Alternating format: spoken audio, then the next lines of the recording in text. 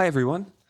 This is the chapter where Kennit assaults Althea. So this is your pre-warning here. I'm going to speak a little bit on it here, and then we'll give warnings during the episode as well. And if you want specific timestamps, I'll include those in the description. But just as an overview, first we get Kennit's point of view in this chapter. Then it switches over to Althea where the event happens. Then we go back to Kennit and speak about it more. And then we switch over to Wintrow and then back to Althea to end the chapter. So we are going to be talking about it quite a bit in this chapter, but the first-hand events happen during the first Althea point of view, and then we speak about it during the Kennit point of view immediately following. So just keep yourself safe, treat yourself kindly. If you need to skip this episode as a whole, please go for it. We won't be offended by that at all because it is tough to talk about, let alone just listen to or revisit or even reread for some people. So please take care of yourself there. And if you want specifics, please note the description of the episode, and I will have timestamps in there.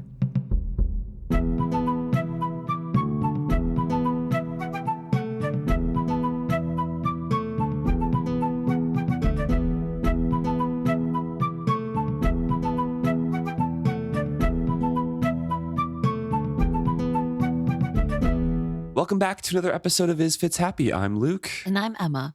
And this week we are discussing chapter 25, Refitting. Nope. I went too far back. We're discussing chapter 26, Courtship. Right. And this is the chapter. Yes. Yeah. So take care of yourself out there. We are starting in Kennit's point of view. He is visiting Althea, who he has kept drugged, and he's bringing more food and more drugged wine. Yes. And it starts with Althea asking to be let out of Wintrow's room. Yeah, so Kennit is kind of full on his manipulation grind set here, I guess. He's kicking it into full notch and really being like, oh, but you're safe here and you're recovering, and all of these things that hinge on the fact that she's not feeling herself because he's keeping her drugged. Right. And this is a really masterful art of manipulation because it makes her feel bad for even bringing up the fact that she doesn't want to be locked in her room. Yeah. And he's avoiding that, the complaints that she has directly and kind of twisting them around to make her question her own, I don't know, politeness and reality. Yeah. So she says, I want fresh air and free movement. And he says, you feel ill-treated? Is that it? Not exactly. I feel I am a prisoner and, oh, never think that. You are my most honored guest. That you would think otherwise wounds me. Come, be honest with me. Is there something about me that offends you? Is my appearance frightening? If so, I assure you it is without my intent. No, he watched her struggle to formulate an answer. You are a gentleman and not at all frightening. You have shown me only courtesy and graciousness. But the door was locked when I tried it and, come, sit down and eat something and let us discuss it. So right there, he takes her complaints and directs it at like, oh, so you think I'm horrible. Right. When he knows he's been very, very polite to her and basically the ideal gracious host. Yeah, besides the fact that he's drugging her and locking the door, he is on the surface acting like a gracious host, a nobleman even. So she can't help but be like, oh no, I don't mean that. You are really nice. Yeah, and he really does this thing where he plays on the rules of society and etiquette and expectations. And so by framing it in this way that it's about her being like not following etiquette rules, it puts her on the back step. Yeah. Because then she has to reframe the way she's going about this. And it's just such a weird situation that like technically he's not doing anything wrong, based on etiquette, like hospitality rules, especially comparatively to the fact that he's a pirate. Yeah. So it's just this really interesting dynamic of watching a master manipulator work. And Althea does seem to feel like he's a good person and he's not going to hurt her. There is some like inherent trust because he's put on this facade of being a gentleman. Right. So he remarks how alike she looks to Wintrow again. She's dressed in Wintrow's clothing. With her hair tied back, the resemblance between the two was even more marked. She had his dark eyes and his cheekbones, but her face had never been marred with a tattoo. She had probably put on Wintrow's clothes, believing them to be less provocative than his nightshirt. Exactly the opposite was true. So we get some details that Kennit's blood is rising to pounding. He can barely keep his eyes from roaming over her. And he can see that an unnatural glitter in her eyes showed that she had not completely cast off the soporific he had given her. So he uncovers the food and sets it out for her. Just as the ship's boy, Kennit had once waited on the pirate Ygritte. Strange parallels abounded, he thought to himself. He pushed down the thought and forced himself to keep his voice conversational. And so now he explains the locked door and says, it's for your safety. My crew wasn't raised genteelly, so I'm keeping it locked for your safety. Like, I'm super nice. The lock is for your own good. Yeah, and it does make sense in a way, right? Like, if you think about it from Althea's point of view. And the way he explains it. She's a woman on board, and he goes on to explain that a lot of the people that work for him were previous slaves of Vivacia, and she's part of Kyle's family, which means that she's responsible and people are holding a grudge about that. And even though she says she didn't have any hand in all that, she couldn't control that, it's hard to explain to these simpletons that that's the case. They just believe that she's related to Kyle, so she's also bad. And then he skims over that and talks about the ship too. Just it's hard for those people to move past that and not accept it, and accept that you did not have full responsibility because you're related. Right. The ship might be hard to accept that as well. Yeah, that's also part of this. And I would hate to see what she'd say. I fear it would upset you because she's Bolt now and not very nice, I'm afraid. Would she go as far to threaten you with physical violence? In all honesty, I do not know, and I would prefer not to find out by experiment. Come, eat something. You'll feel more rational. I do want to back up just a little because you skipped a little descriptor that I wanted to highlight. Yeah. He met her flinty stare with his warmest smile.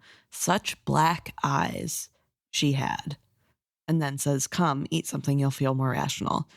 So I just want to take a quick aside because reading this page especially, but this chapter, I had a lot on my mind, obviously. And I was wondering, this is probably the wildest tinfoil hat theory that I have.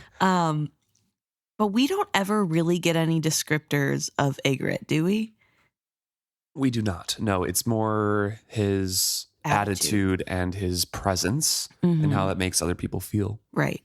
But we never get to hear what he looks like. And listeners. We know he has facial hair and that's it. Yes. Yeah. Listeners, if you know of a spot where he gets actually physically described, or if it's like coming up and we find it, obviously we can change our minds. But I was wondering because he harps so much on the fact that the dark eyes especially, and the dark hair, and both Wintrow and Althea have dark eyes. And so I'm wondering if Ygritte also had really dark eyes. And so in a weird way, he is taking power back from Ygritte by doing something to somebody who vaguely looks like him. Yeah. Getting that control back. Yeah. And so I know this is this is very out of left field. This is a weird tinfoil hat theory, but I was just thinking about it because we've discussed before how the relationship with Wintrow is kind of odd. And he did save Wintrow on the basis that he reminded him of himself. Right. With the charm whispering, he's a likely lad, which is the same thing that Ygritte said about him when he was a kid. So obviously there's that connection. And we've talked too about how this weird fascination with Althea being the woman version and wanting her Yeah. hasn't really shown itself when it was Wintrow. Like, there's not, I mean, sometimes he's weirdly affectionate with him, but it hasn't seemed like he's a pedophile Right. or gay. And The attraction comparisons and like him talking about how Althea wearing Wintrow's clothing only increased the attraction that he had to her, that have only come around since Althea got on board. yes. There And was none of that while Wintrow was there. right. And he has mentioned that Wintrow has a handsome face or a beautiful face. Yeah. But other than that, other than talking about how he has nice looks, he hasn't said anything to indicate that he has sexual feelings towards Wintrow. And so I Yeah. think I've just been really reading this, trying to figure out where this connection is and why it seems to be a through line. And so I was wondering, since this description, especially with this mention of him serving her the way that he used to serve Ygritte, I'm wondering if maybe because she looks similar to how Ygritte did and Wintrow therefore also does, it's more about the power switching of now he's the one in control and he gets to take over doing whatever he wants to mini Ygrittes. Yeah, And he's still in the role of the serving boy, but he gets to take power. yes. And so I was wondering if part of it comes from that. Obviously, we don't know. We don't get to know. And if there's no description of Ygritte, there's no way to verify that. But it also made me think back to whenever we first meet Kennit, he hates his blue eyes. He says they're weak looking. They make him look emotional. It's the one thing about his looks that he can't stand is that he has these light eyes and that dark eyes would be better. And so I really think throughout the book, there is this obsession with dark eyes. And so that made me wonder if maybe Ygritte had really, really dark brown, almost black eyes. And so do the Vestrits. Not that Ygritte might be related to the Vestrits, but if you meet somebody that has that defining feature. Yeah. The one thing with the blue eyes that I don't quite agree with that tinfoil theory is that he's talking about his mother's eyes. Yeah. He has his mother's eyes, and he does think his mother is weak. Yeah, that's fair. So I think that was the kind of prevalent emotion that he was feeling at the time. But otherwise, I do like the theory. Okay. Yeah, but anyway, I just wanted to bring that up because it's, I don't know, a nice ribbon to tie around of an explanation of why things happen. Although I guess sometimes there is no why or reason why. It just does. But yeah. So just a little theory I had. So Kennit explains that Bolt might not be so gracious to Althea at this time, encourages her to eat something, and then a shadow of uncertainty passes over her face. He recalled that feeling. Ygritte, the epitome of coarseness, would, after days of harshness and cruelty, suddenly pendulum back to contrived gentility. For a week, Ygritte would speak to him with gentleness, instruct him in etiquette, and bestow on him looks of fatherly tenderness.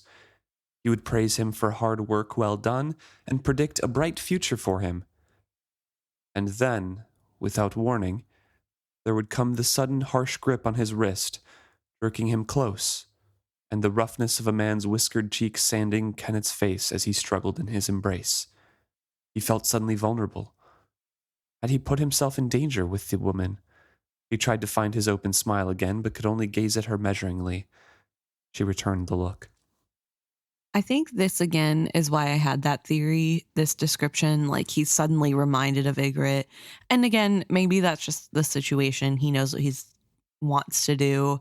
And he is creating all these parallels. So it's different. I don't know. But I think that next paragraph that you just read, I think that also gave me a thought that like there must be something about her and therefore Wintrow that reminds him of Ygritte and puts him back in that mindset. And so it is like a weird control takeover thing. Mm-hmm. But also, I don't know. But we do see that things are not simple for Kennit. He is sort of reliving that trauma as well by doing this. So he's kind of making himself more unsteady than normal. Right.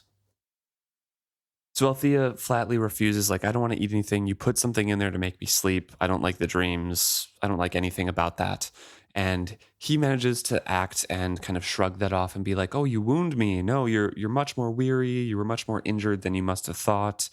It is natural that now you are aboard your family ship, your body relaxes and lets you rest. But wait, let me reassure you. So then he sits down and, with fastidious precision, he ate one bite of everything on her plate and mimed a sip of wine to wash it down. He patted his lips thoughtfully with her napkin, then turned to smile at her. There, satisfied. No poison. Why do you suppose I would want to poison you? What sort of a monster do you think I am? Do you fear and hate me so much? No, no, that is, I know you have been kind to me, but I didn't say poison. I just know that I sleep too deeply and wake still groggy. My head is always heavy. I never feel alert. Her head swayed a tidy pattern of unsteadiness, although her feet remained planted in one spot. Did you strike your head when you fell overboard? Is there a tender spot? No, that is, I don't think so. She set her hands to her head and pressed gravely. Allow me, he insisted, and pushing the chair back, gestured that she should take his place. She moved stiffly and sat very straight as he set his hands to her head. He stood in front of her so she could see his face, as his fingertips gently explored her head. With feigned casualness, he loosened her hair and searched her skull. He frowned to himself. Sometimes a blow to the back of the head, of the back of the neck, or on the spine, he muttered thoughtfully. And he steps behind her and continues to spider his way down her back. She sat submissive before him, her head bowed, and yet he could feel the thrumming of tension in her muscles. Fear? Apprehension? Perhaps anticipation? Her hair held a trace of some fragrance, but the shirt smelled of Wintrow. The combination was intoxicating. He let his fingers slowly trail down her spine. Any pain? He asked concernedly. He halted his fingertips at the waistband of her trousers and did not remove his hand. A little, she admitted, making him smile at his good fortune, in the middle of my back. So he walks back up and says, oh, this might be the issue then. You know, have you been dizzy at all? Fuzzy vision? Basically what he knows the effects are of is soporific. And she's like, yeah, a bit. I still think that there is more to my sleepiness, she says.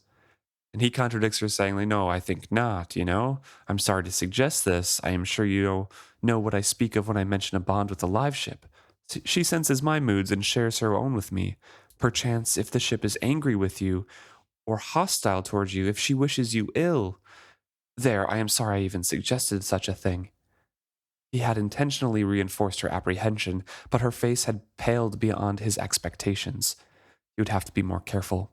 He did not want to take all the fight out of her. So he is gaslighting her into believing that, no, it's just a wound that you sustained. I'm not doing anything. Right. And your feelings aren't what you think they are. Right. You know, And it's just this wound, and maybe even the ship is rejecting you and making you feel this bad. yeah. And on top of that, it's, I mean, quite convenient, right, to use something that is a really traumatic thing, almost drowning in icy cold water with serpents all around you, which is scary. Yeah. And this whole situation where you're worried about your live ship, of course, that's a lot of stress and you fought for your life. So you probably would need to recover from that. And then on top of that, you have The fear that your live ship won't welcome you back. exactly. And Kennet's really playing into that, saying, you know, there is, like, obviously it can't be me. I just ate the food and drank the wine. See? So you're being a little crazy, but I get it. Like, I'm trying to help you here. I'm the good guy.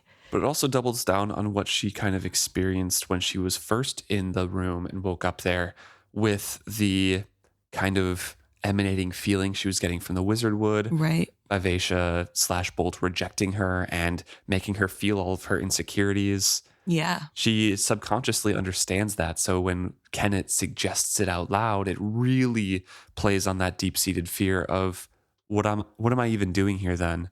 I'm not safe. Right. And maybe it isn't Kennit. Maybe it is just all these Yeah. other things. Hmm. So it really does take the focus off of him. He again says, regain your strength, eat something. And she agrees. Yeah, perhaps you're right. He gestured at the food and she turned back to the table. She took a bite of food from the spoon that he had recently been in his own mouth. He felt a sharp jab of lust, such as he had never experienced before. The intensity amazed him, and it was all he could do to keep from gasping. And now we switch over to Althea's point of view. Again, I want to warn everyone that this is the point of view where the point of view that we are in as it's a first person experience of assault. Right. So be careful of that. It's not going to happen right away. We are in her point of view for a little bit here and talking through more of the scene before she starts to, I believe she cries about Brashen and then starts to get laid back down, and that's kind of when it happens. So just be aware of that if we start to speak about Brashen. Yes. So from Althea's point of view, she's eating the food and it tastes great, but Kennet's just watching her really weirdly and she can't relax. But she couldn't wake up all the way either. She sipped at the wine and almost immediately her vision doubled. Yeah, so obviously we know that the wine is Right. the one that is drugged up here. But obviously in her state, it's a little bit harder to put pieces together. And so she doesn't seem to ever suspect that maybe it's the wine. Mm-hmm. I don't think there's any suspicion on her part. And I guess if you see somebody take a bite of everything plus sip at the wine and she's already in an addled state. yes. Yeah, there's already. It's convincing. Yeah. And then obviously wine is alcohol. So I guess you Right. could even just like push it off as like, wow, maybe I just really don't feel good and it's hitting me. Yeah. Like yeah. So she all of a sudden feels very tired and doesn't think she can eat anymore. Yeah, and Kenneth's words kept carrying her ideas away. She knew that there was something that she wanted to bring up, something that she wanted to ask him, as important as wanting to get out of the room and speak with her ship. Brashen, pulling him back into her mind, seemed to steady her thoughts. Brashen, she said aloud, and felt she gained strength from just saying his name. Captain Trell, why has he not called on me or taken me back on board the Paragon? So now Kennit has to lean into his lie that he's tried to concoct here and say, well, I'm not sure what I should say to that. What do you mean? He took a deep breath and let it out slowly. I thought you would have seen it from the water. I am so sorry to tell you this, my dear. The serpents did great damage to the Paragon. I'm afraid the ship went down. We tried to save those we could, but the serpents are so voracious. Captain Trell went down with his ship. There was nothing we could do. It was a miracle we were able to save you. I am afraid this ship must become your home again. Now have no fears. I will take care of you. So I think this is an interesting choice of a lie from Kennet's part because it points to the fact that he assumes that she will not have any contact with anyone else, right? Because he's telling her the serpents took down the ship. Yeah. But The crew everybody knows. else Yeah. everybody else knows there was a fire and that they actually went and boarded the ship. So I find that little detail to be really interesting. I think in his mind, he can get away with it because he says the serpents did great damage to the Paragon. He never says that the serpents took him down. So True. in his mind, he's like, oh, those are words I can play with. Exactly. Oh, for sure. But I just also feel like it speaks to an arrogance of she's not going to be able to get out of here anyway. So Yeah. she won't ever talk to anybody else but me. There's no need to worry. Yeah, exactly. And so obviously that really, really hits Althea hard. Those words kind of sweep past her and just flood her with emotion that she doesn't know how to react to. But also you can tell how disoriented she is and how the drugs are affecting her because it does sort of take a minute to understand what he's saying and to react. And even when she is reacting, she has this feeling of like, I don't know what to do. Like, I know I should be more upset, but I also can't feel as upset as I want to. And I'm so dizzy that it's distracting me. And Yeah. And so it's like this really horrible feeling of knowing something is wrong, but not being able to control your facilities to take in that information and react to it well. right. So she's standing up now and trying to comprehend all of these emotions. She had gone on alone without it, her world, or it had somehow left her behind. Brashen, Amber, Clef, Half, poor old Lop, Paragon, dear mad Paragon, all dead on her foolish errand. She'd brought them all to their deaths. She opened her mouth, but the agony was such she could not even weep. Here, here now, Kennit was saying, trying to help her to her bunk. She had forgotten how to make her knees bend, and then suddenly they buckled. She half fell and scrabbled into the bed as she had so often been her refuge. Brashen, Brashen, Brashen. She could not stop saying his name, but her throat was so tight that no sound was coming out.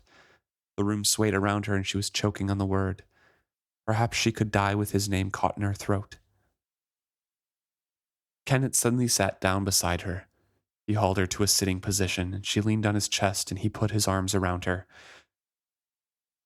So now he starts to comfort her. He's like, oh, how silly of me, how clumsy of me. This is a terrible shock, and I told you so poorly. I am here, though. I'm here. I'm comforting you now. Right. Here, take more wine. Mm-hmm. So she sips at it, and she only wants a little sip, but Kennit keeps pressing it to her mouth, and she drinks the whole thing. When the wine was gone, he sets it aside and holds her. He strokes her face and rocks her as if she were a child and said nonsense about taking care of her now and that she would be fine, fine in time. All she had to do was trust him and let him make her feel better. He gently kissed her brow. So I think that it's a really interesting choice by Rob and Hobb to have us in Althea's point of view for this whole event, but especially here where if we were in Kennet's mind, we would get a little bit more of that like satisfaction and sort of like, oh, these are perfect words. I'm letting her know that, Yeah, oh, she's leaning into me. yeah, And yeah, it's making my blood go crazy. right.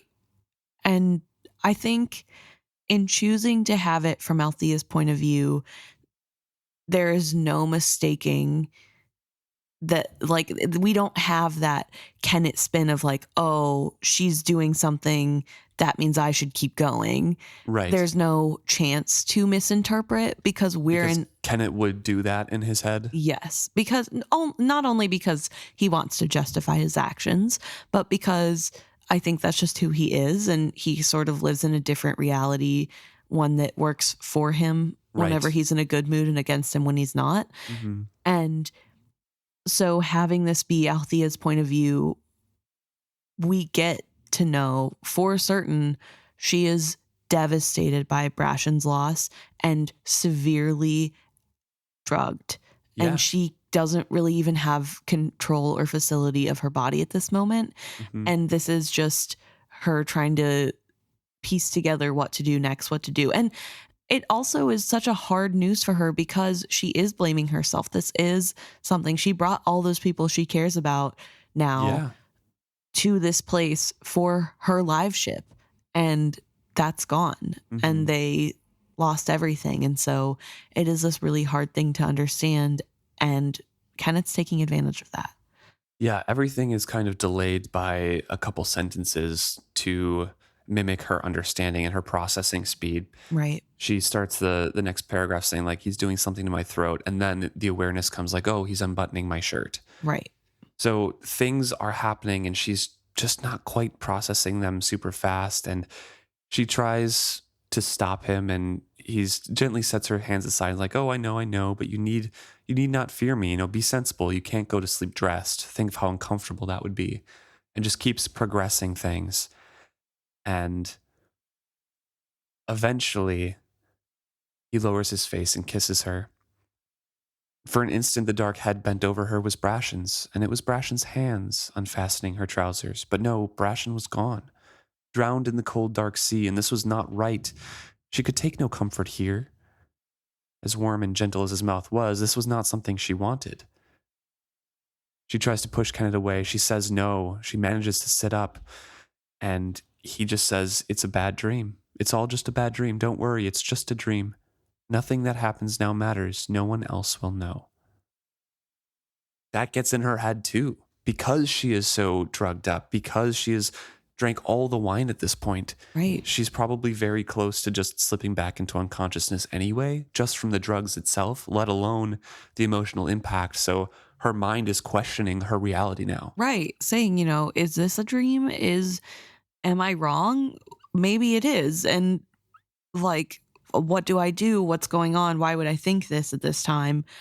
But he keeps going, and that really solidifies that this isn't a dream. This is real, and she does not want this. This is not, even in a dream, even if it were, that's not what she wants, and she doesn't want to do this. Yeah, and he does pull up the blanket and snug it around her after continuing. But then he says, just a dream. You're safe now. And in confusion, she says, thank you. And then he bends and kisses her again. And his body pins her down and she begs, please. And then he was gone. It was dark suddenly. And she just is in her own head and not really fully aware of the present anymore. Had he blown out the light? Was he really gone? She waited, but all was still and silent. It had been a dream. She was awake now and safe on her ship. She felt the gentle rolling as Vivacia cut her sure way through the waves. She moved like a waltz, as comforting as the rocking of a cradle, and Althea had never even danced with Brashen, and now he was gone. Sobbing shook her, but it was not release. She only grew dizzier and woozier with her crying. Everything was so wrong. She was too sick to make any sense of it. Brashen had needed her to be strong, but she had failed him. He was dead. Dead and gone forever, just as her father was dead and gone forever. She knelt again by her father's body on the deck, and once more felt her whole world taken away from her. Why? She asked of the silence. Why?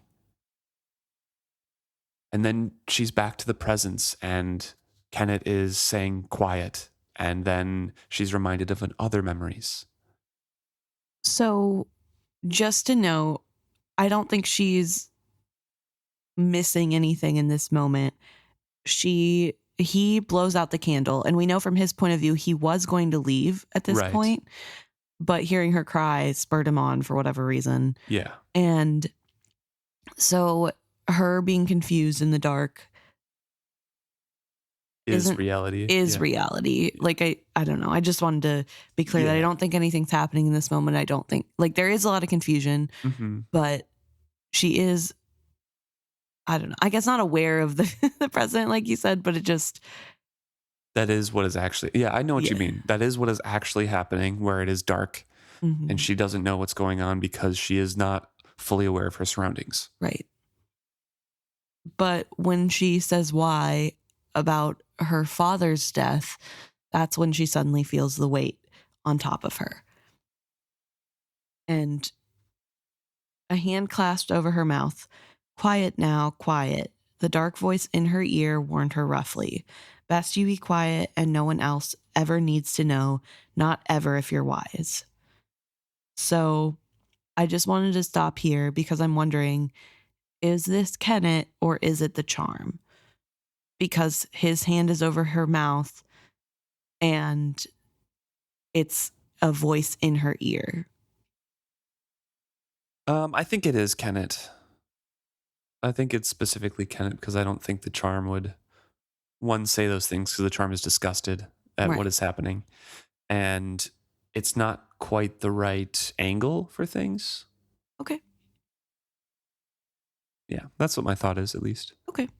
I was just wondering, because like you said, it's not, I don't think the charm is happy with what's going on. Right. But I also was wondering if maybe it was trying to, like, if you stop making noise, it isn't as, like maybe it'll make him go away. Yeah. Maybe that's the angle. I don't know. You can read it like that, but I think it's just Kennit. Okay. So she says that the old nightmare was strong and she was sick. She tried to push him off. She thought she had, but when she rolled over to crawl away, she heard a quiet laugh. So she's being pressed down. She feels she cannot breathe, and she was no longer certain where she was or what was happening.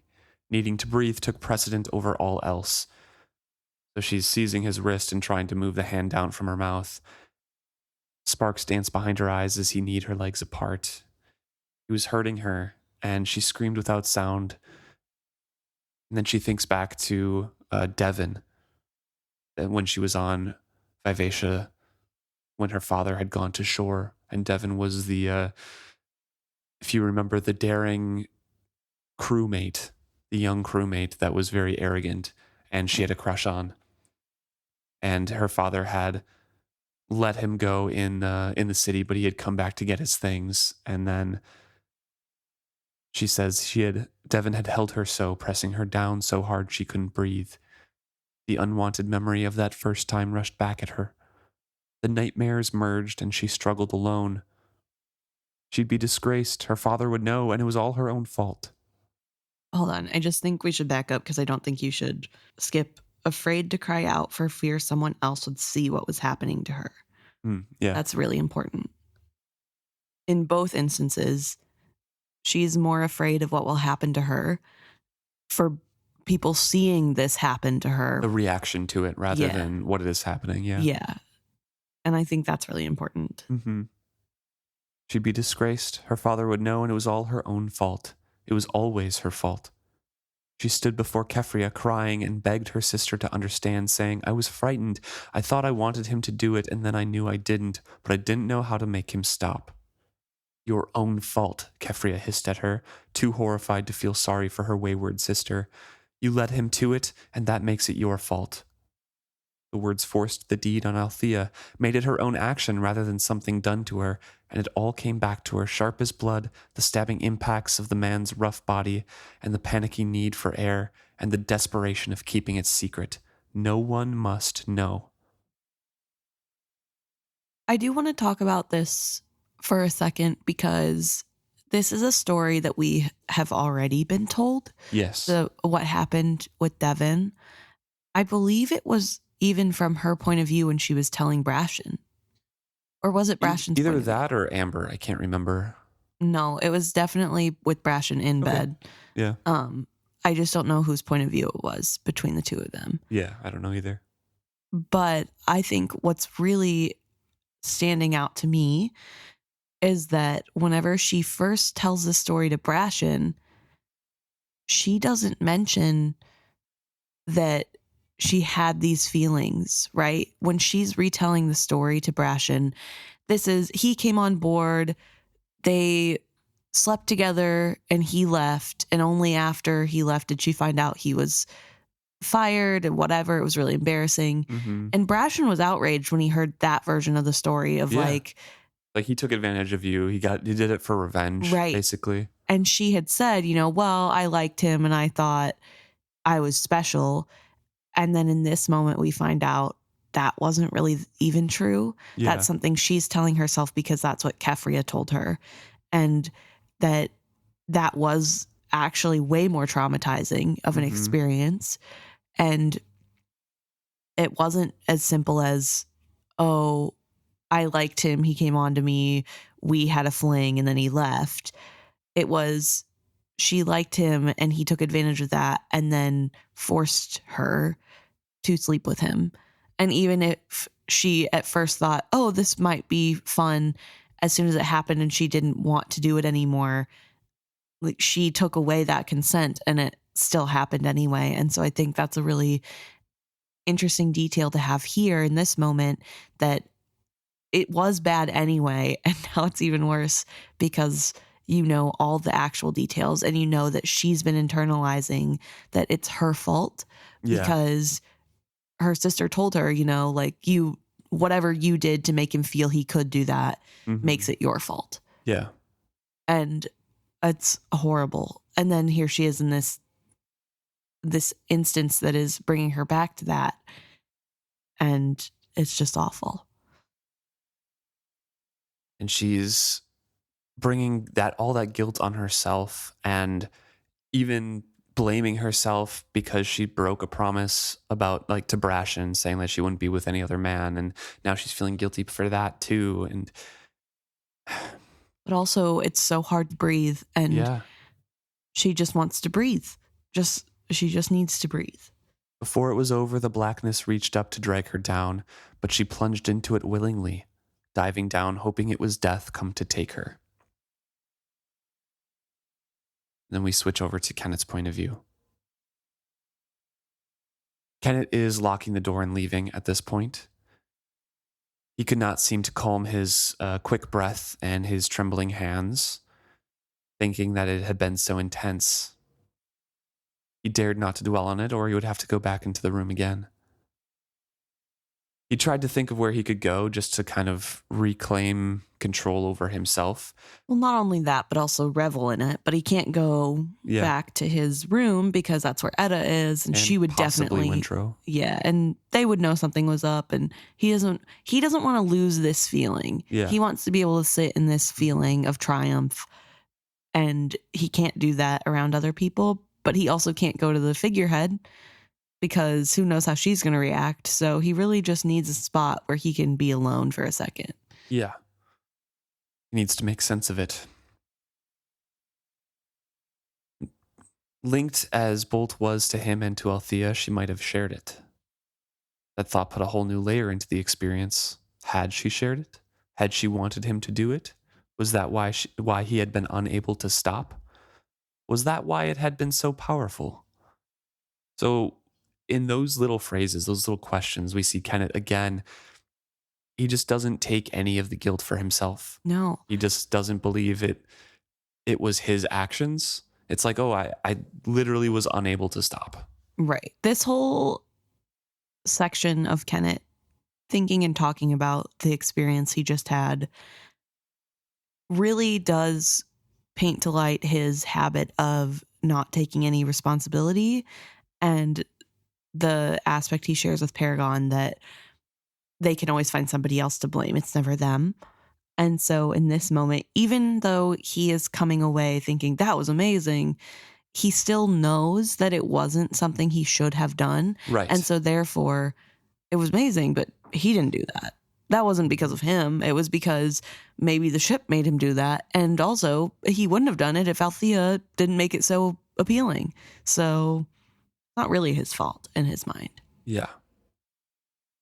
So his feet carry him aft towards the back of the ship, and the man is at the wheel, kind of glances at him curiously, but then goes back to his task. And Kennit just leans against the rail looking out, and the charm speaks to him. You've crossed the line. What made you do it, Kennit? Was that the only way to banish the memories finally, by giving them to someone else? Kennit didn't answer them. He didn't know the answers. He only knew it had brought him release, even more than sending Paragon and the memories to the bottom. He was free. Then, I did it because I could do it, he said coldly. I can do what I want to do now. Is that because you're the king of the pirates? Ygritte used to call himself that sometimes, didn't he? While he did what he wanted to do? A rough hand clapped over his mouth. Pain, humiliation. Kennit pushed the memory aside angrily. It should not exist. Paragon was supposed to have taken it with him. It's different, he said, hearing the defensiveness in his own voice. I didn't do anything like that. She likes me. She's a woman. And that makes it permissible? Of course it does. It's natural. It's completely different from what happened to me. Sir? The man on the wheel queried. What is it? Beg pardon, sir. I thought you spoke to me, sir. The whites of the man's eyes caught starlight. He looked frightened. Well, I didn't. Attend to your task and leave me in peace. And then he thinks, like, how much had he overheard? Maybe he could just tip him overboard right here and rid him of that. No one would suspect. Kennit had no one to fear and would fear no one. Tonight, the last of his demons had been banished. So he finally whispers to the silence after a while. She's a woman. That happens to women all the time. They're accustomed to it. You raped her. He laughed aloud. Scarcely. She likes me. She said I was courteous and a gentleman. She only resisted because she's not a whore. Why did you really do it, Kennit? He had thought he was going to stop. He had stopped until she began crying in the dark. If she had not done that, he would have been able to leave. So it was as much her fault as his. Kennit fumbled for an answer. He spoke very softly. Perhaps so I could finally understand why he did it to me. How he could do that to me. How he could pendulum between kindness and cruelty, between lessons in etiquette and seizures of rage. You poor, pathetic bastard, the charm ground out the slow, accusing words. You've become Ygritte. Do you know that? To defeat the monster, you became the monster. You only have yourself to fear now. So I read pretty much 50% of his point of view here because while it's absolutely disgusting, it is a very good insight into how Kennit thinks. Yeah. And the way that he shifts blame and doesn't take it on himself and blames women in general. And it kind of explains why he thinks of Etta as the whore all the time. Well, And I don't know, it's just that women can't have any kind of sexuality. Otherwise, they're not proper women. right. And it happens to women all the time. That makes it natural. Yeah. And it's not supposed to happen to little boys. That's why it's different. And Mm-hmm. while it is awful that it happened to him, that he also had to experience this or something similar, that doesn't mean that it's okay to then say, well, it's only bad that it happened to me because I'm a boy. Right. And women, that should happen to women all the time. It doesn't matter. Like, that's their purpose. And, you know, Mm-hmm. she wouldn't have put up a fight if she wasn't a lady. Yeah. Just the extreme sexism and him admitting it out loud is, this chapter is such a big point in who Kennit actually is, because leading up in all of these books, yes, we know he's a complete dick to understate it a bit in his own points of view, but he also is like Wintrow. We try to, have a rationale in our mind of, oh, but he does good things and Right. he is charming and he is witty and he's improving the lives of people, and Etta loves him and Wintrow likes him and he's fun to read. And then these chapters happen Right. and he states it out loud, and you're just like, I have been deceived, kind of like these characters, because you are in your mind reading this character and being like, yeah, he's awful, but looking forward to reading what happens in his point of view. I think it really points out how unreliable of a narrator Kennit is. Yeah, Because I think Kennit tricks himself too, you know? he does. He does. I mean, I think he knows he's a bad person and has bad thoughts, but overall, he does just want what's best for people. Well, for the peoples of his kingdom that he's going to create. Yeah. He wants to have a successful kingdom, which means he has to make other people succeed at things. And he's okay letting other people do well and prosper as long as it looks good on himself. Mm-hmm. But he doesn't think of himself as a monster. Like, he doesn't think of himself as Ygritte, No, which is he's what he kind of is, as the charm has said. Yeah. And I think it's so interesting here for that to be laid bare, for a little peek behind the curtain. And it's not because he's recognizing that he's unreliable in his head or that he always plays the victim, or I don't know. I don't want to say that because he is a victim. I'm not saying he's not, but like, he does always make everything something that's happened to him, right. not anything he can control. And so I think, unless it's a triumph. right. And so I think reading it in such plain terms, there's nowhere for him to hide without the flowery language, without any of this when he's reveling in this.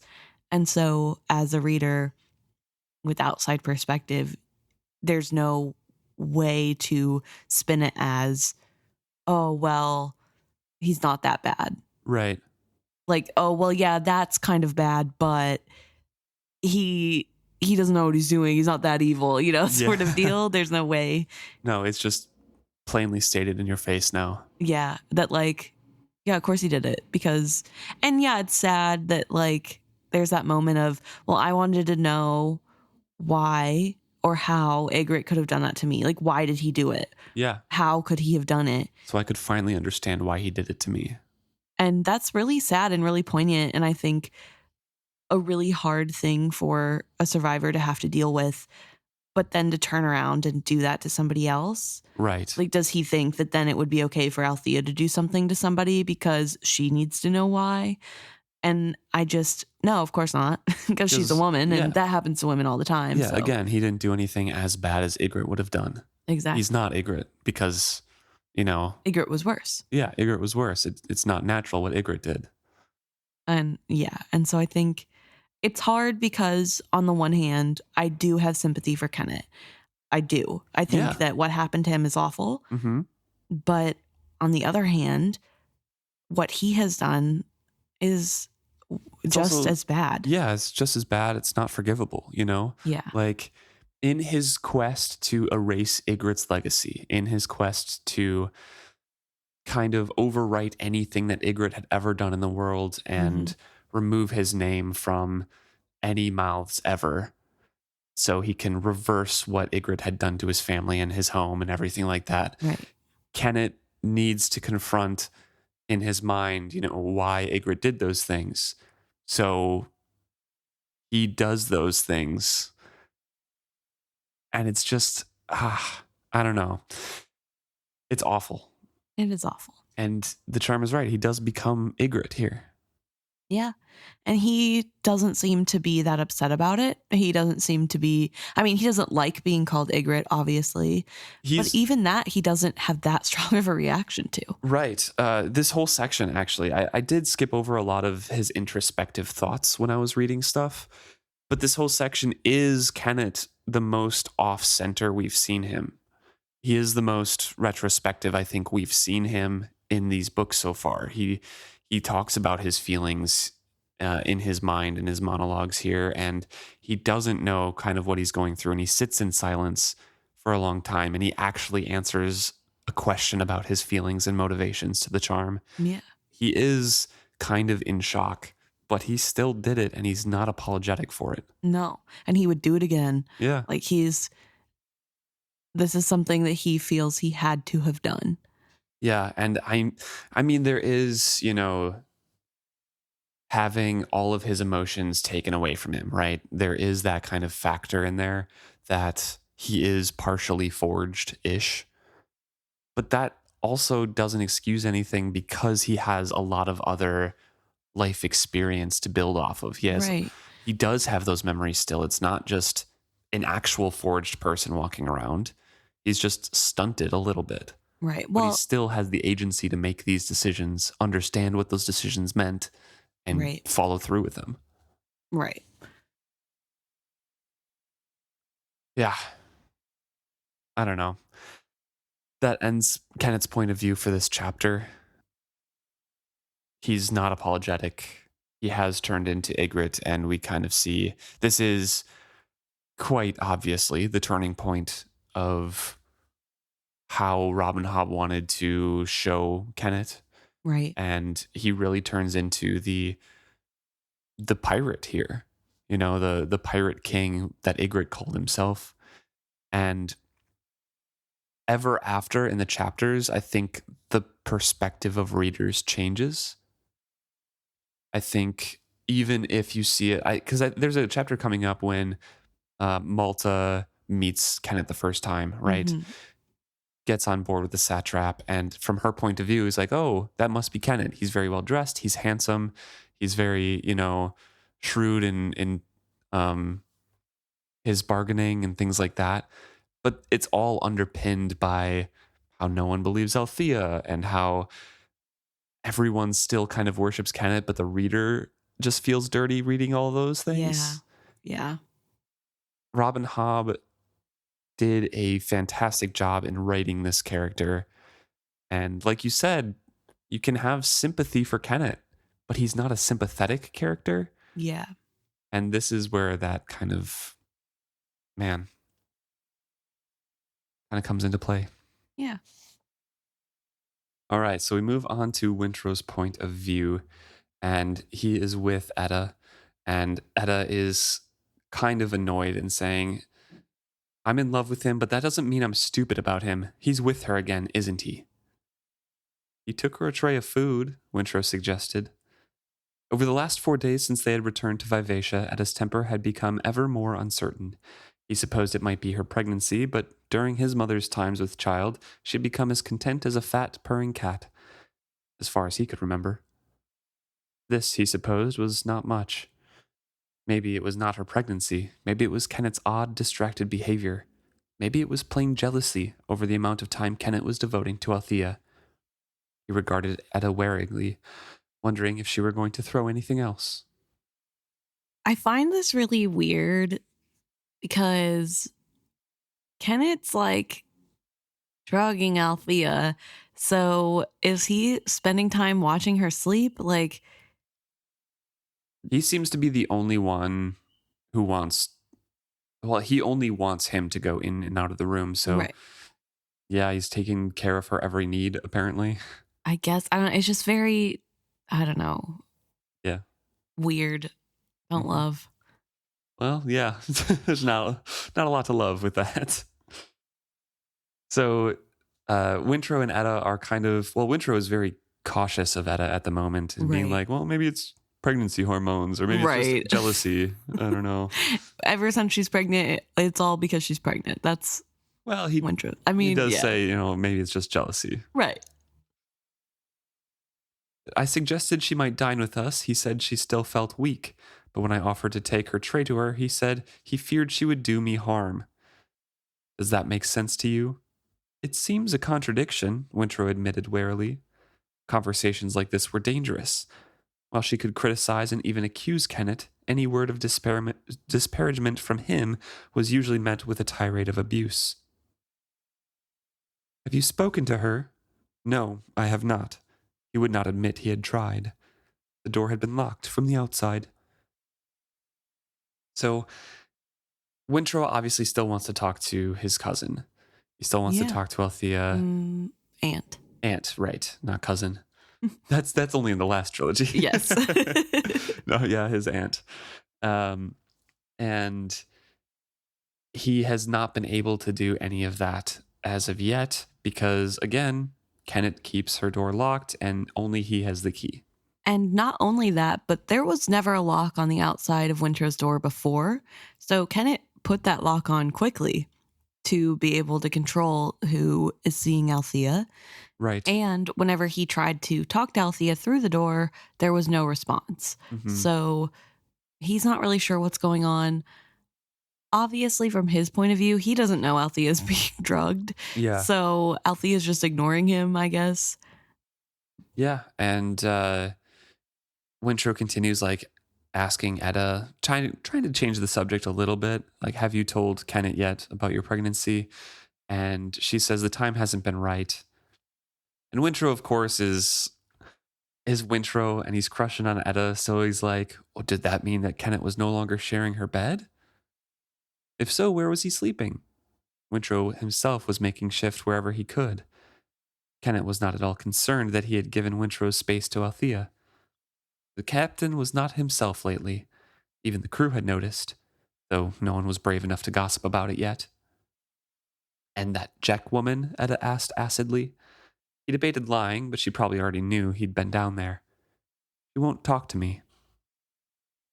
So, Kennit ordered Jack held in one of the chain lockers, and Wintrow reflects that it's the same locker that he was held in. She is actually chained down, and when Wintrow tried to speak to her about anything, Jack just asked after Althea, and when he couldn't respond, she refused to say anything else. And spat at him. Yeah. And he's trying to justify that it's okay Jack is being held this way. Not cruelly. It's not cruelly, and honestly, it's a little bit better than what he had when he was chained in the same room, so at least she can stand up and walk a little distance if she wanted to, but she's just refusing to. Mm-hmm. and she's getting fed. So what's her deal? Yeah. And it's kind of a willful ignorance on Wintrow's part Yeah. that Yeah. he's like, well, it's okay. He's like, well, she's a strong and powerful woman, so I don't really blame Kennit for chaining her down. Right. She can, lay down, stand up, sit, do anything. But not a mention of why isn't she and Althea being held together? Right. Why aren't they in the same spot or being treated the same way? What's going on? More just, well, it's fine Jack's being treated that way. It's not that bad. Yeah. But it frustrates him that she's not going to speak to him because he wants her telling of what had happened to the Paragon. What he had heard from the crew did not quite match what Kennit had told him. The ship would not speak of it to him at all. Bolt only mocked him when he tried to talk to her. And he says that to Etta. Is like, I tried to talk to Bolt about it, but she was even less courteous to me than she usually is. She bluntly says she wants Althea off her decks. She speaks wildly of her with curses and threats, as if she were... He stopped his thoughts and shook his head. Hoping that Etta would not demand he continue, the ship spoke of Althea as if she were a hated rival, not for Wintrow's attentions, of course. She no longer had any interest in Wintrow. You're mooning about the ship again, Etta accused him. I am. I miss her. Talking to Bolt is more of a task than a pleasure, and you have preoccupations of your own these days. I am often lonely. My own preoccupations? You are the one who stopped talking to me. He had thought her anger was reserved for Kennit. Now he had found his share of it. I did not mean to. I didn't want to intrude. I thought you would be, Everything he had assumed about her suddenly seemed silly. You thought I would be so busy being pregnant I couldn't think or talk anymore, Etta finished for him. She stuck out her belly and patted it with a fatuous, simpering smile. Then she scowled at him. Something like that, Wintrow admitted. It is really funny, and she laughs aloud at that, being like, yeah, you're such a boy. Yeah, like, what a lad thing to think. Being so busy being pregnant. Like, yes, you've been fair green with jealousy since I told you, almost as if I were your mother about to forsake you for a new baby. He suddenly wondered if his jealousy pleased her. Sometimes between you and Kennit you span the foolishness of all men, him with his stiffness and coldness and manly reluctance to admit any need, and you with your great puppy eyes begging for any moment of attention I can spare you. I didn't realize how flattered I was by it until you stopped. Talk to me as you used to. I haven't changed, really. And she just asked, like, why does me being pregnant bother you so? Right. And he let the words slip before he could even think. Kennit is going to have everything. The ship, you, a son, and I will have nothing. You will all be together, and I will always be on the outside. And you want those things? The ship, a son, me? Something in her voice set his heart hammering. Did she want him to desire her? Was there in her the slightest warmth for him? He would speak and be damned. If he had to lose everything, then at least let it be said. Yes, I want those things. The ship because she was mine, and you and a son because... Because I do, he finished lamely and looked at her. Probably with puppy eyes, he cursed himself. Oh, Wintrow, you are so very young. She looks away from him. I am closer to your age than he is, not in the ways that matter. Oh, Wintrow. Ooh. Yeah. It's a very cringy conversation, but It also is, like pretty funny at the same time. It is funny. I think I personally, I don't know how to explain this, but because of the last like point of view with Kennit and everything that went down before that, I feel like reading this is just tainted and I can't enjoy it, which is unfortunate because there are Right. like goofy bits, but all I'm seeing is like, man, so Wintrow just thinks of Etta as property that he can take, like, which is a very mean way to read this. And I know that I'm being overly harsh. And Wintrow would never think of somebody like that. No, but like a ship, Etta, and a son are all things that can be taken from him. I don't know. It just like, something about it, and I know it's the proximity to what we just talked about, makes me feel like, oh, so Etta's a prize to be won, not a human being with decisions of her own that she can make.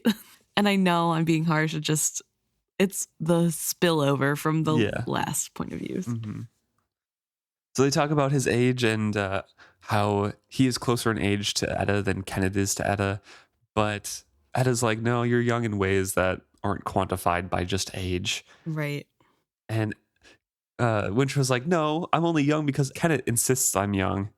You know, I'm not a sheltered acolyte, not anymore. I've spent a year on ship here, and that would change anybody into a man.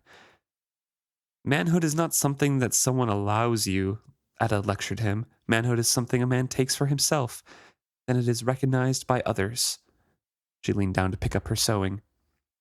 Wintrow stands up. His desperation was but one breath away from anger. Why did she dismiss him with platitudes? Manhood is to be taken, I see. As she straightened in her chair, he put 2 fingers under her chin and turned her startled face up to his. He would not think. He was tired of thinking. He leaned down and kissed her, desperately hoping that he was doing it well. Then, as he felt her mouth under his, he forgot everything but this daring sensation. She pulls away, takes a deep breath, and her eyes were very wide. An instant later, sparks of anger kindle in them, and she says, Is this how you would begin asserting you are a man? By betraying Kennit, a man who has befriended you? That was not about betrayal, Etta. That had nothing to do with Kennit. That was all about what I wished was between us, but is not. I should go. Yes, you should. He stopped at the door, and he can't resist this one last little thing and saying, If it were my son you were carrying, I would have been the first to know of it. You would have not had to share such confidences with another man. You would have been sure of my joy and acceptance. I would have... Go, she commanded him harshly, and he went. So, I mean, he's not wrong, but also, yeah, it's kind of tainted. Like, the scene is tainted, Yeah. and the actions are tainted by what happened before. Well, I think he's wrong to go and try to force a kiss out of a No, woman. I'm talking about the last statement. Oh, He's okay, not wrong sure. in that. That if it was anybody else, she wouldn't have to confide in someone and be like, is this a good thing? Right. Yeah.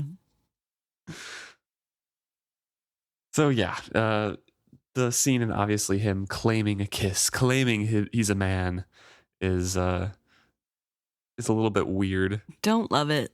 juxtaposed next to the previous scene. It's just a little bit too much of a parallel between Wintrow and Kennit, and I think that's Yeah. what makes us uncomfortable. Yeah.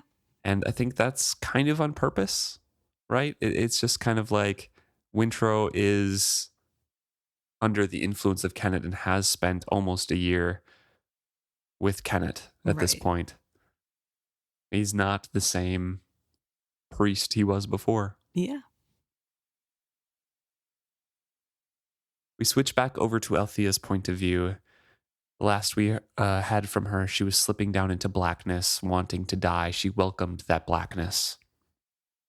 And she hears a faint Althea, a faint echo in that blackness. She did not want to awaken. There was nothing good left in wakefulness, so she tries to deny her name being called out. She willed herself deeper, past sleep, past unconsciousness, reaching for a place where she no longer connected to her dirtied body. She reached for a dream in which Brashen was alive and they were in love and free.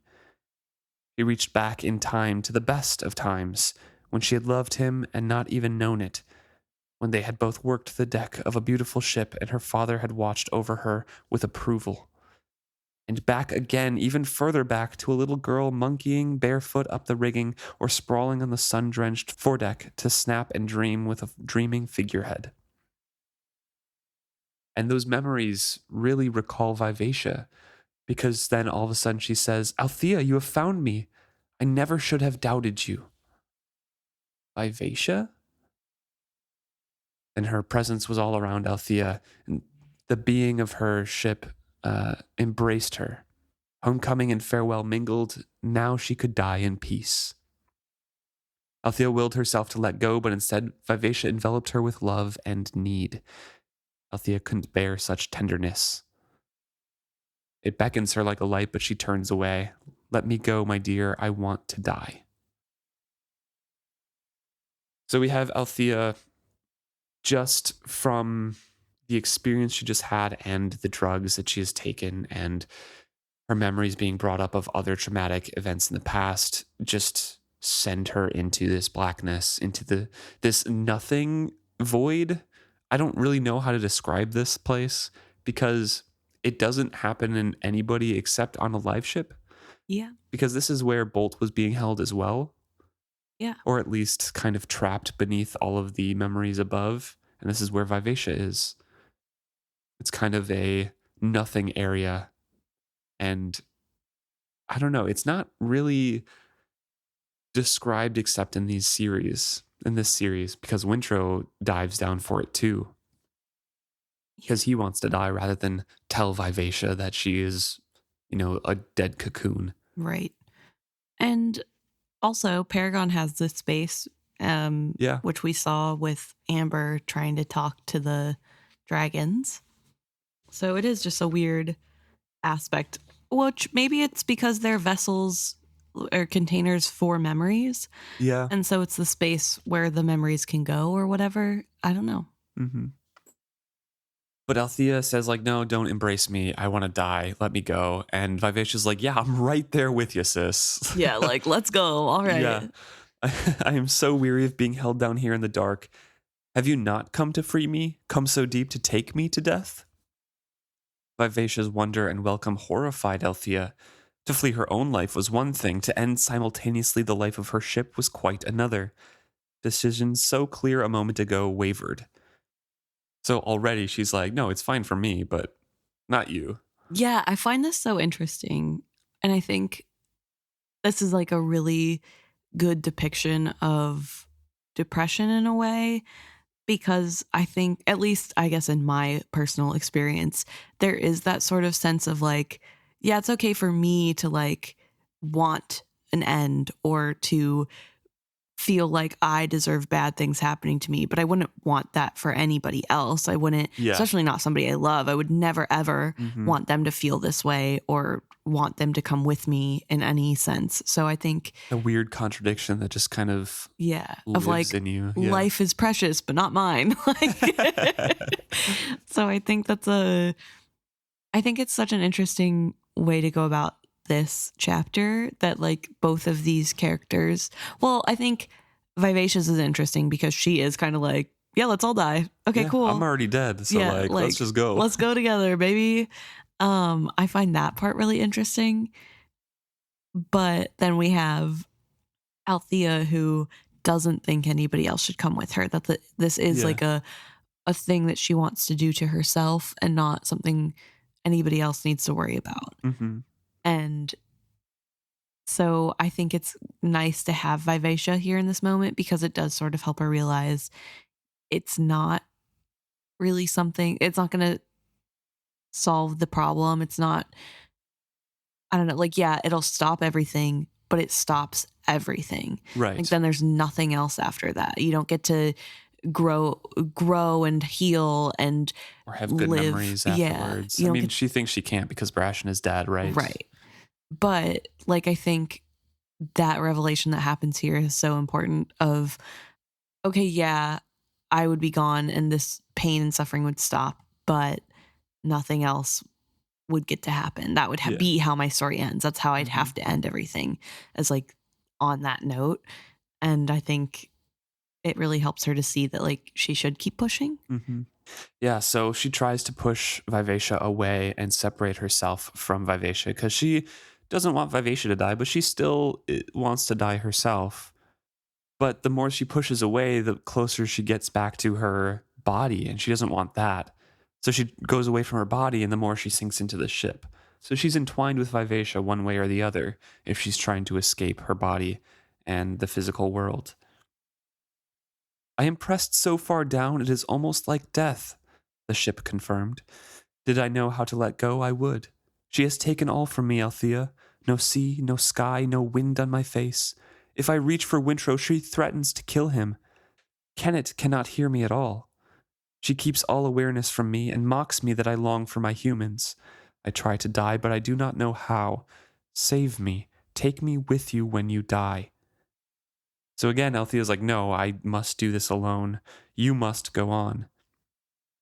And she lets go. She turns away from the ship and lets go. And then Vivacia is observing, like, oh, so that's how it's done.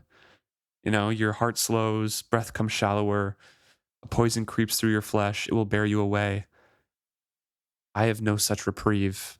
I have no true heart, nor will a lack of breath end me. She keeps me here, I cannot elude her. Don't leave me here alone, take me with you. Althea felt her ship tendril through her and cling to her. It reminded her of a child clinging to its mother's skirts. She endeavored to set the link aside. Vivacia resisted, but Althea was firm. The effort of moving away from the ship stirred the embers of her life. Somewhere her body coughed. A bitter taste rose in her throat. She gasped air past it and felt her heart labor more doggedly. No, that was not what she wanted. She wanted to let go, not to struggle. Vivacia was making this so hard. So again, we have the evidence that the more she struggles to set Vivacia aside, the more her body is using effort, and that effort stirs her body to life more. Right. So in order to do this, in order to actually set aside everything and die, Althea will have to take Vivacia with her. Yeah. There's no other way around it. But she's still kind of talking to a Vivacia, saying like, come on, I have to do this alone. And Vivacia's like, no, let me continue in you. There is no joy left in life for me. Althea's like, let me die alone. Let me continue in you, be absorbed by you. There's no joy for me in continuing by my own.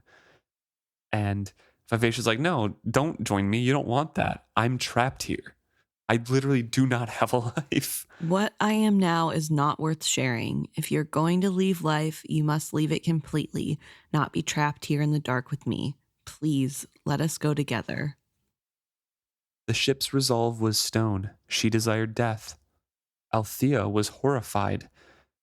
Despite herself, she clutched at her own life and awareness. Air sighed in and out of her lungs. She could not let Vivacia follow her into death. She must be dissuaded. So Althea asks her, like, why? Why?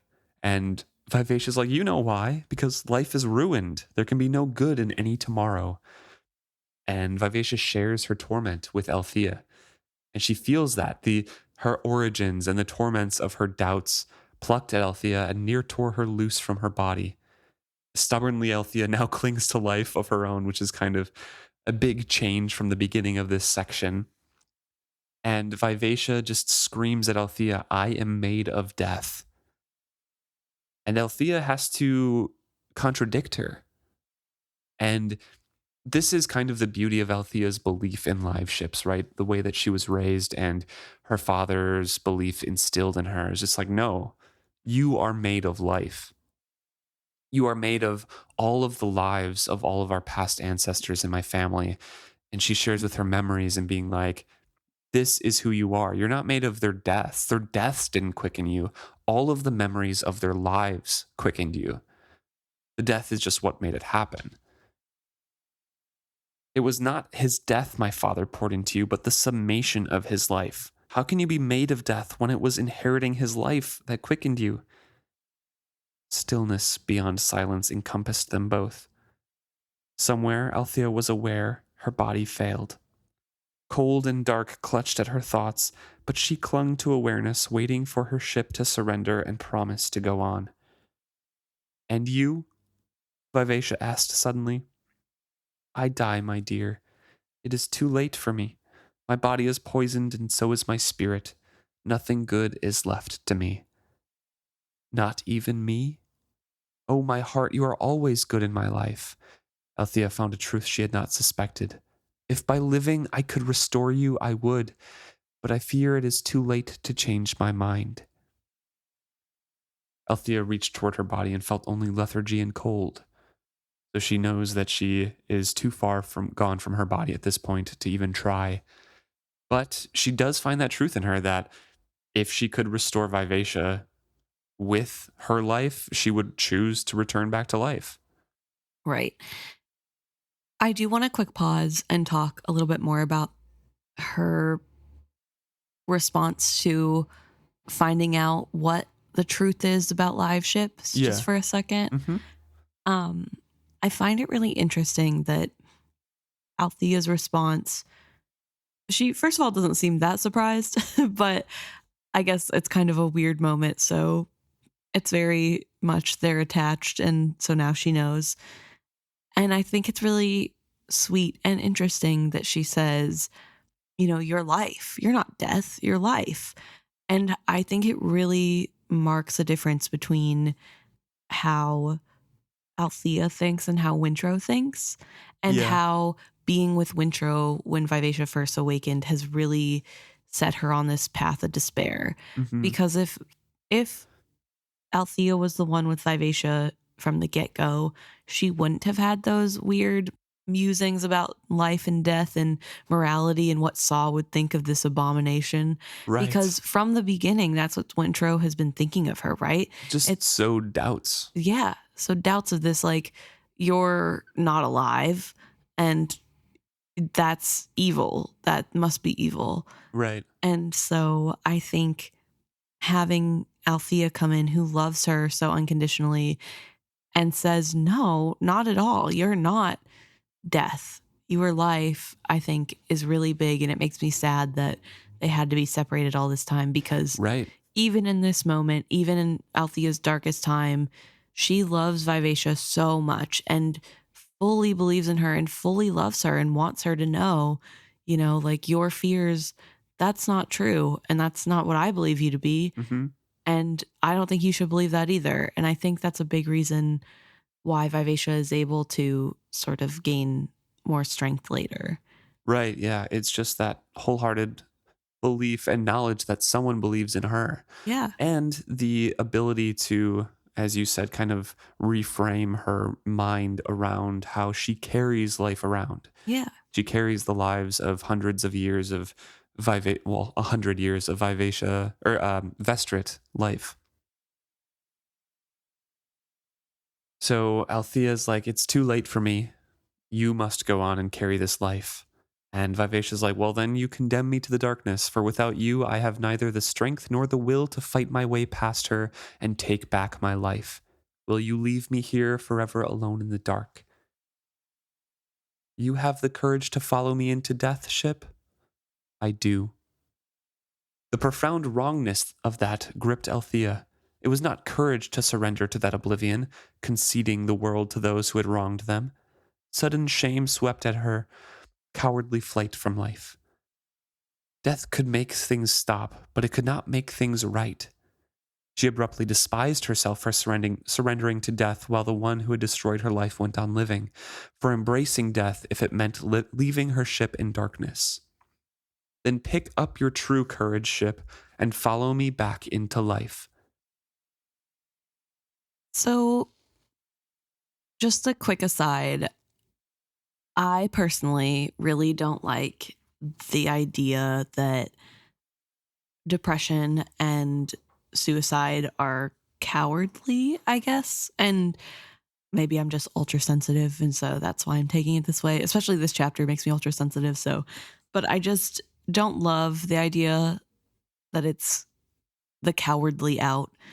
And I have always hated the way people talk about people who die by suicide as like, oh, they've done something wrong. They've really affected other people. They have, obviously. And it is really sad to lose a loved one.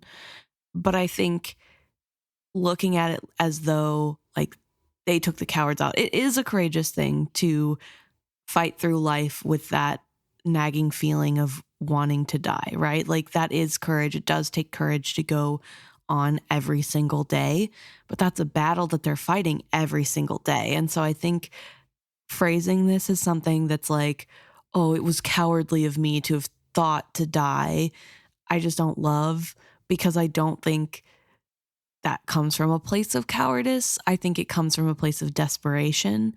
And I Yeah. don't love that framing. That being Mhm. said, obviously this book was written 20 years ago. Yeah. So obviously things have changed. Our understanding of things have changed. How we talk about depression and suicide has changed. Yeah. I'm acknowledging that. I don't know that this was supposed to be that. I just wanted to point out that I noticed that, and I don't like the way that's talked about here. Right. Um, but I also don't want to dismiss that feeling of like it is courage to continue on. It does take a lot of courage. Yeah. And I am a really big fan of people who can find any mundane reason to stay. Like, I think I read one time on the internet a post about, I feel bad because I want to die, but the only reason I can convince myself not to is because I have to feed my cat. And I just like that is such a good way to look at it, right? Like you just have to find that one thing that Hmm. pulls you forward. And in this case for Althea, that's Vivacia. That's helping her ship get out of this dark, horrible place. Yeah. And that's her sort of quote, like to use lack of better words, her excuse to keep going. Yeah. But I think it's fine to have excuses to keep going. And I don't think that's a bad thing. I Right. think Yeah. that's very helpful when you're at a dark place and you can't imagine for yourself why you should live. Yeah. And if having that cat to feed tomorrow or a live ship that depends on you to get out of the darkness is what you need to give you an excuse to have one more day, I think that's totally fine. And I don't think that's cowardly. And I, Right. I just wanted to talk about that Hmm. because I think that's important to say. Yeah, I think it is too. The way that suicide was talked about, 20 years ago or whatever, it's just a selfish action, right? That's kind Right. of how it was framed a lot of the time. Yeah. And this is a fairly interesting way 20 years ago to look at it, Right. from the perspective and say, like, hey, I feel shame and I'm going to help somebody else out of this. So we're going to struggle together to get out of it Yeah. together is No.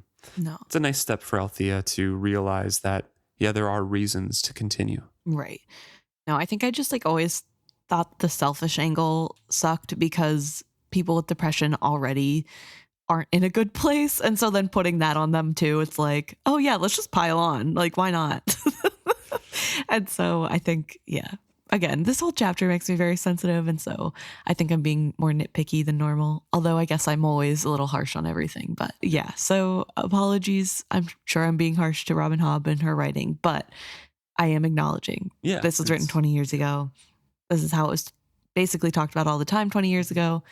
But I think it's important to say, as people reading it now, 20 years later, I don't like that aspect and I wish yeah. it would be changed. Mhm.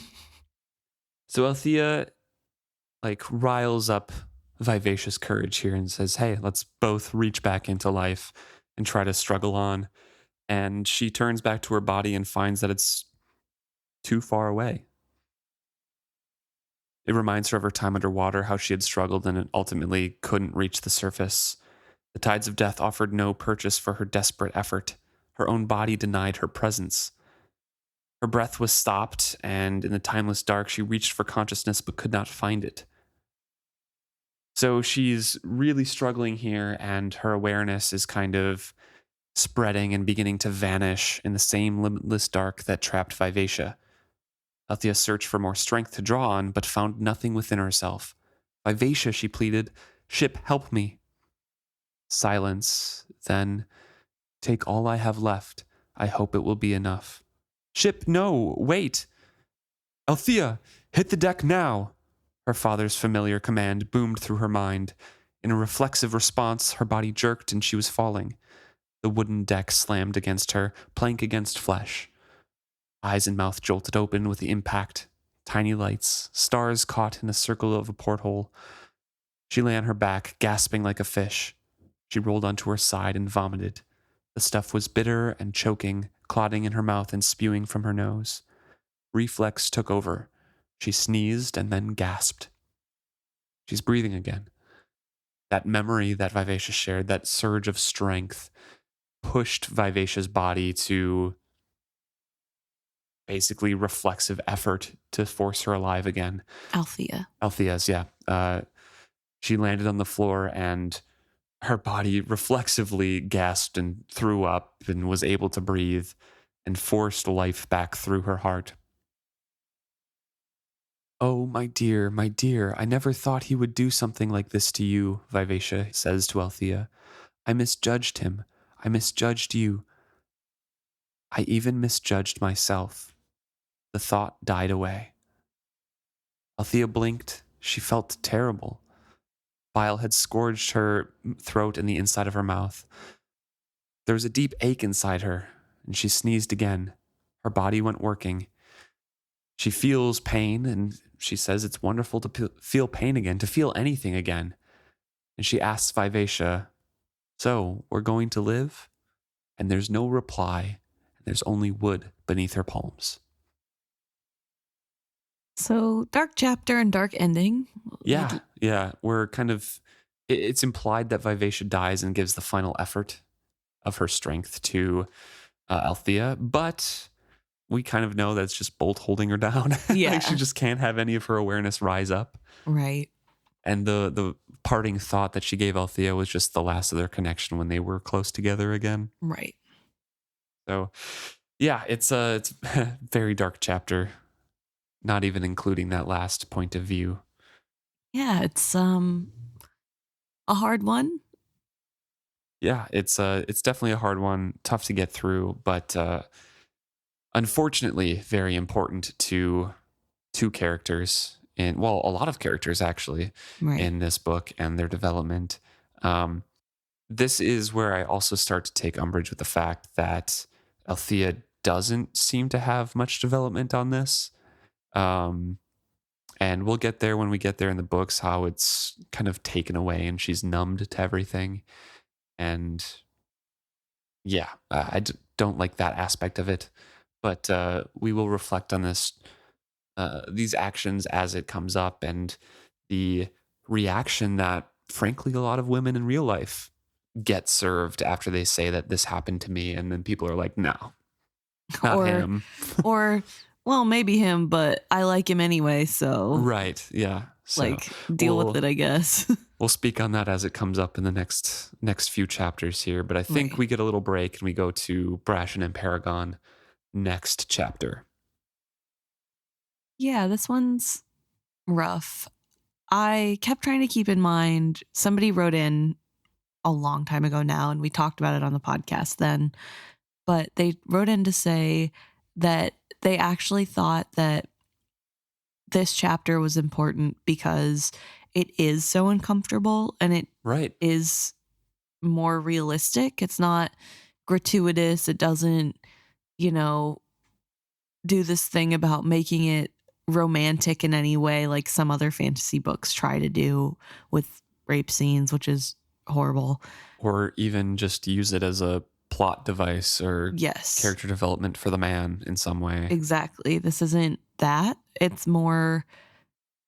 has more of a touch of realism to it. And there is sort of, yes, it is uncomfortable, but in a way it forces people who might not have had experience with this situation or this topic to face what it actually means. Right. And in reading it and keeping that thought in mind from our listener, I'm sorry, I can't remember who wrote that in off the top of my head. And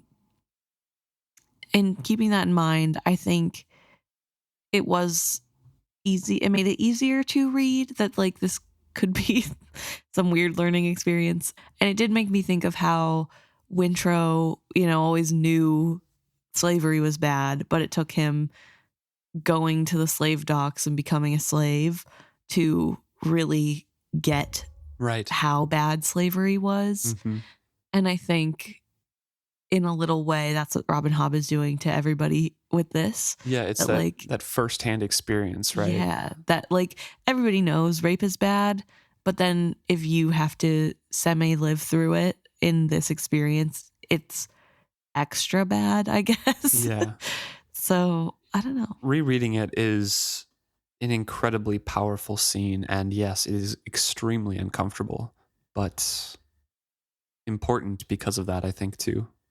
Yeah. I think it's definitely a challenge to read for me. And I don't know.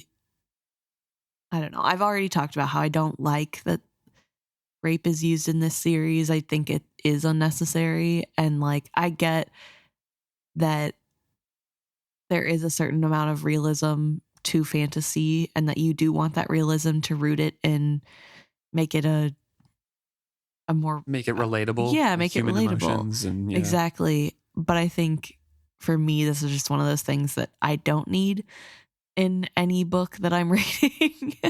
I don't need that relatability, I guess. So, yeah, it makes it a little bit difficult. Yeah.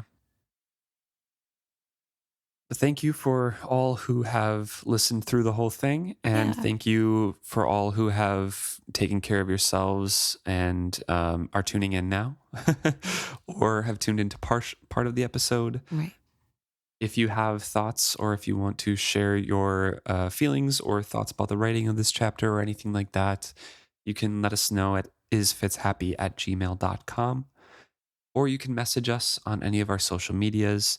It is Fitzhappy at Facebook, Instagram, Twitter/X, Blue Sky, Reddit, and YouTube. So please let us know what you're thinking. Yeah, and I think I always feel the need to do this when we have these hard chapters, but we are definitely not professionals. We have not been trained in Yeah.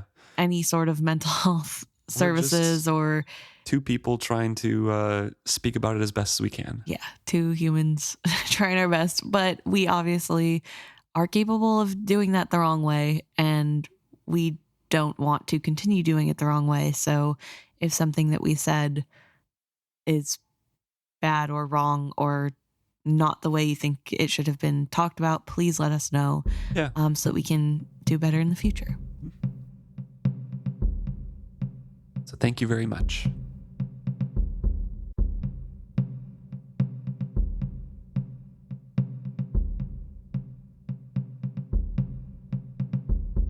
All right, now we're going to talk about some stuff you guys brought to our attention. So lighten the mood a little bit. And to start, we're going to go back a little bit to an episode or to a comment on Facebook we got on episode 220. Yes. And It's chapter 16, Tintaglia's Bargain. So we kind of talked about how, I think that's when Tintaglia showed up in Bingtown. yeah, Talked about things. So right. So in that chapter, Luke and I were discussing about how effective compliments are to dragons, yeah. how it can really get them to do what you want, and how they also seem to draw strength from those compliments. Mm-hmm. I said that they actually draw strength from the compliments, and Bastion, who wrote in, said that they think it's because it's related to the skill. Yeah, and they completely agree with you on that. Yeah. So, as an example, near the end of the Rainwild Chronicles, Chimera tries to work with the silver by working it into a plank, out of which they intend to build a bridge for Kelsingra. However, it doesn't work until she realizes she has to complement it in order to let it do what she wants, making the wood stronger and more durable by telling it it's much stronger than it is.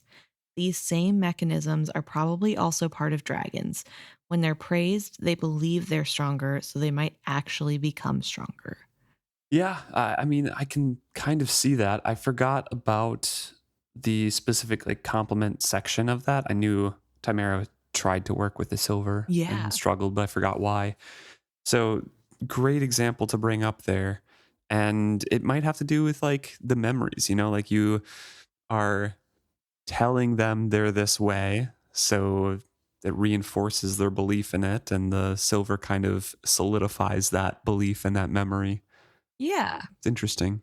Yeah, it is really interesting. And I think it really explains, I think, to go back to this chapter and tie it in, I think it really explains why Vivacia is struggling so much with believing that she is dead.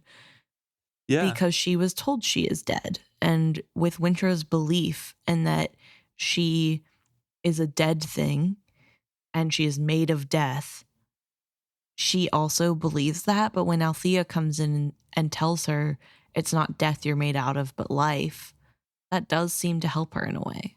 Yeah, yeah. And maybe that's the way to defeat dragons in the future. Be like, nah, you're weak. Yeah. You're weak, son. You're weak. You're small and weak. And then they grow small and weak. And you're so hungry.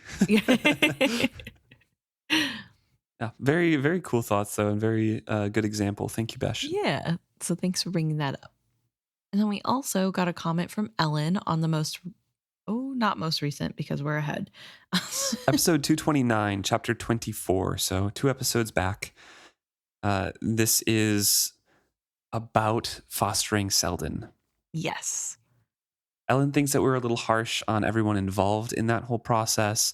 Specifically, Ellen is thinking about the foster children being moved around Europe during World War II. They've gone through hard things, and their families just know that they need to send their children to a better environment to give them the best chance that they have.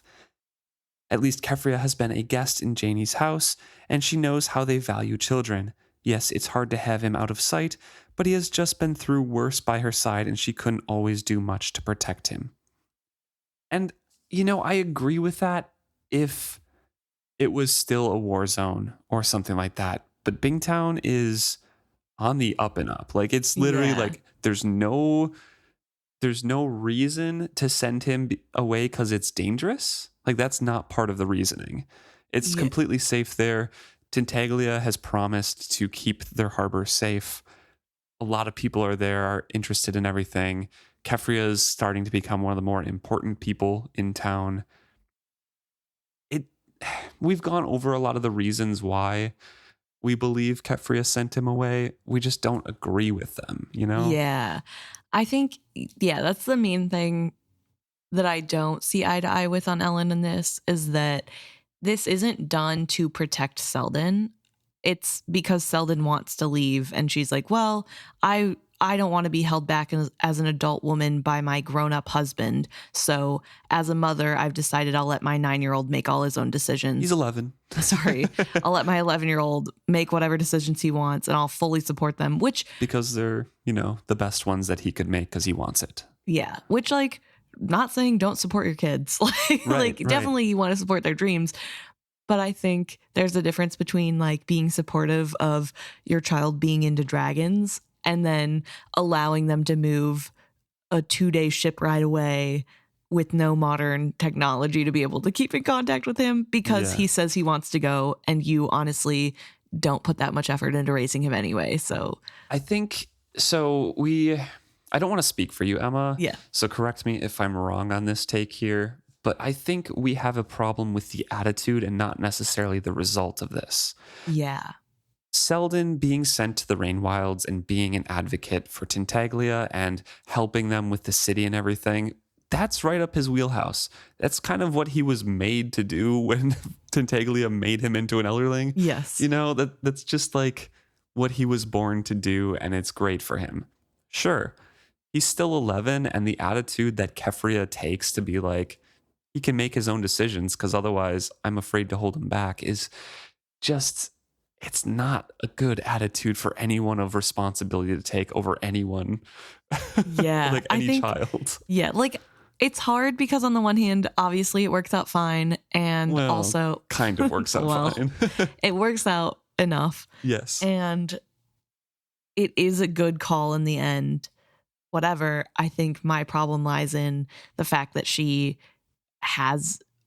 Before this chapter, when they were on their way to Bingtown, talked about how she wants to keep Selden at arm's length because she can't stand the idea of losing another child. Right. She doesn't want to care about Selden because that's hard for her, which I think is very difficult to deal with, right? Yes. She has been through a lot. I do not want to discount all that. of this, that she, like, all of her decisions, she's been through a lot and are very difficult. And I cannot imagine what it would be like to think you have lost 2 children and you have 1 left.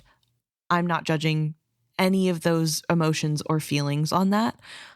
I just don't love that she has stuck to that idea of, I don't want to get close to this child because I don't want it to hurt if he dies too. I think that's not really great parenting. Obviously, she's going through a lot. There's a war going, war just ended. Yeah, she feels guilty about the decision too, which, you should feel guilty about sending your child away. Yeah. But sending him away does not absolve you of the guilt of raising him poorly. Yeah, I think that's the thing too, right? It feels to me that she's just brushing her hands of everything. She's washing him off to be like, I'm done. Yeah. You're like, I you have the best decision. You make the best decisions for yourself. I'm done. yes. I think that's my problem too. Is it feels like she doesn't want to be a mom, and like that's fine. Obviously motherhood isn't for everyone, but she is a mom Yeah. and she does have responsibility. Not to say that she doesn't love her kids, because like she No. loves them so much she didn't want to love him in case she Yes, lost like him, you know? it's such a hard topic to talk about well, right? Yeah. Because obviously there's a lot of nuance.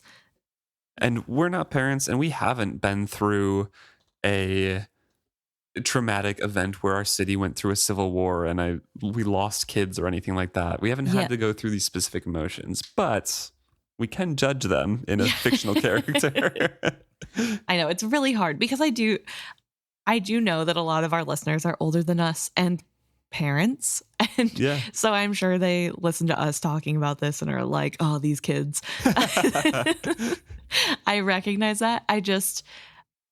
I think it's just hard to talk about what I don't like about Keffria's choices in this without it seeming as though I'm trying to say that like, oh, she just needs to be a better mom. Right. You know, yeah. like, because that's obviously not what it is. And I don't know. She is a fictional character. She will never hear me say these things about her.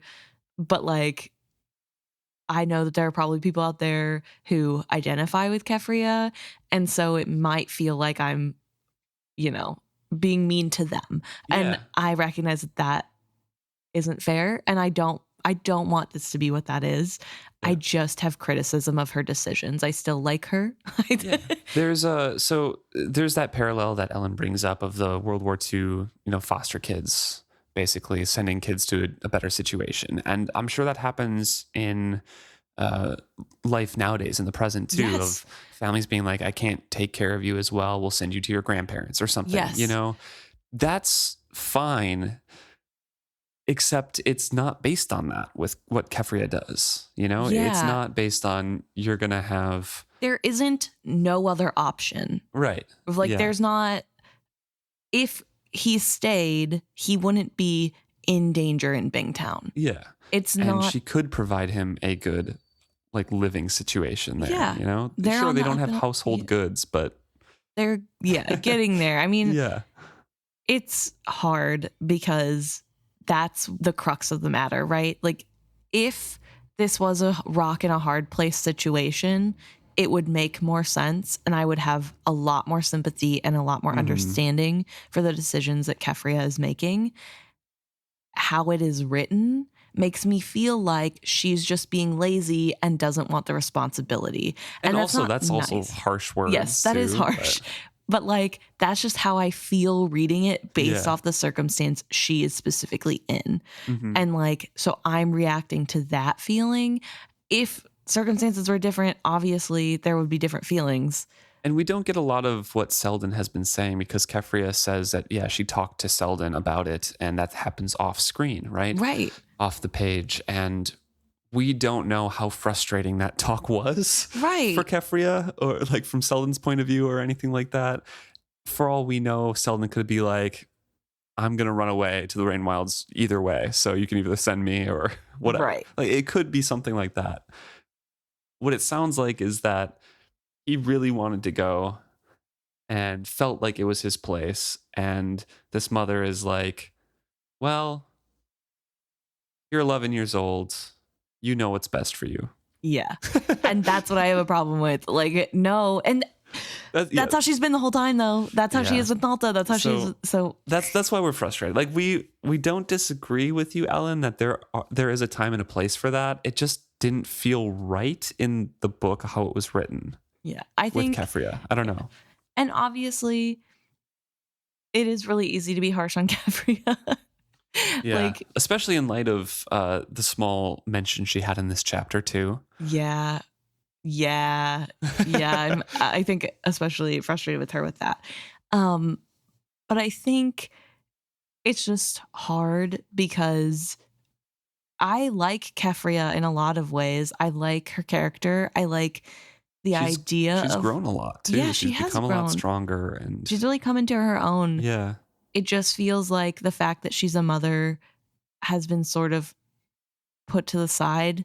And obviously a woman is not just a mother. Like there are Right. multitudes to every person, especially mothers. However, I just don't feel convinced that this is a woman who wanted to be a mother. She just had kids because society told her that's what she has to do. She's Right. not like somebody who was, oh, I can't wait to have babies and I love babies. It feels like she's a person who's like, well, I have to have a baby. Yeah. All right, give it to the nanny. I don't need to deal with this thing. And now they're 11 and I don't need to deal with them. They're grown up. They can make their own choices. Like, I just feel like in every instance where Keffria is shown to be a mother, she's shown to be a mother that doesn't want responsibility of being a mother. And that's fine. It just is frustrating because I feel like I really like Selden and Malta now, and they deserve parents that are present in their lives and taking care of them, or a guardian figure at all that is paying attention to them and giving them that like attention and growth that you need as a child. And because they don't have that guardian and Keffria is the mom who is there all of the time, it's easier to be frustrated with her not making decisions that like feel as though she's paying attention to these children as her children, Right. and not just as friends or whatever, like equals to her.